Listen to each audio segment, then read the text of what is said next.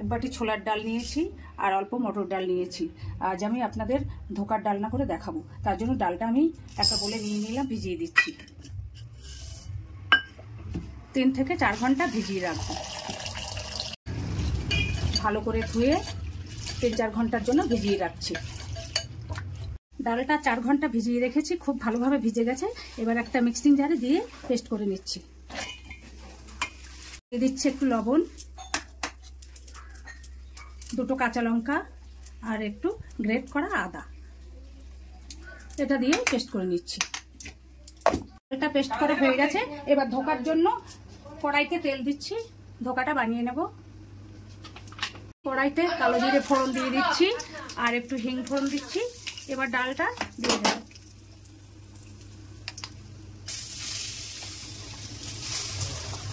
ডাল বাটাটার মধ্যে একটু হলুদ দিয়ে দিচ্ছি আর একটু লবণ দিয়ে দেব আর অল্প চিনি দিয়ে দিচ্ছি।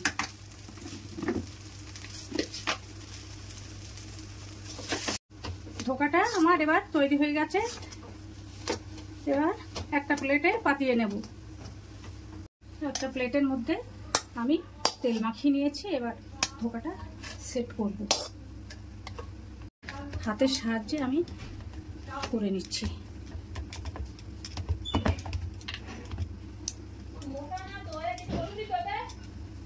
ধোকার ডালনার জন্য আমার লাগবে পোস্ত আর কটা কাজু বাদাম, আদা গ্রেট করে নিয়েছি, লঙ্কার গুঁড়ো আর 4টে কাঁচা লঙ্কা নিয়েছি, টমেটো বাটা নিয়েছি আর ফোড়নের জন্য নিয়েছি 4টে শুকনো লঙ্কা, গোটা গরম মশলা, জিরে আর তেজপাতা 2টো।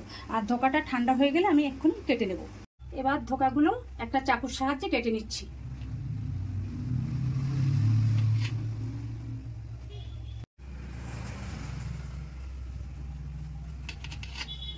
বরফি আকারে কেটে নিচ্ছি। এইভাবে কেটে নিয়েছি। একটা কড়াই বসিয়ে দিয়েছি। এবার কড়াইতে সর্ষের তেল দিয়ে দিচ্ছি।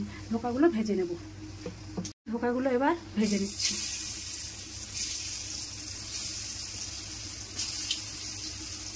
ধোকাগুলো আমার ভাজা হয়ে গেছে, লাল লাল করে তুলে নিচ্ছি। ধোকাগুলো আমার ভাজা হয়ে গেছে। এবার কড়াইতে তেল দিয়ে দিচ্ছি। ধোকা রান্নার জন্য আমার মশলাটা লাগছে লবণ নিয়েছি, আদা গ্রেট করে নিয়েছি, হলুদ, লঙ্কার গুঁড়ো আর কাজু আর পোস্ত বাটা, টমেটো বাটা আর 4টে শুকনো লঙ্কা, গোটা গরম মশলা, তেজপাতা আর জিরে নিয়েছি। ফোড়নটা দিয়ে দিচ্ছি। আদা লঙ্কা দিয়ে দিচ্ছি, অল্প জল। টমেটো বাটাটা দিয়ে দিচ্ছি। পোস্ত কাজু বাটাটা দিয়ে দিচ্ছি। 4টে চেরা কাঁচা লঙ্কা আর দিয়ে দিচ্ছি পরিমাণ মতো লবণ আর সামান্য চিনি। মশলা থেকে তেল ছেড়ে দিয়েছে। এবার গরম জল দিয়ে দিচ্ছি। গ্রেভিটা ফুটে এসছে। এবার আমি একটু ঘি দিয়ে দিচ্ছি আর একটু গরম মশলা গুঁড়ো দিয়ে দিচ্ছি।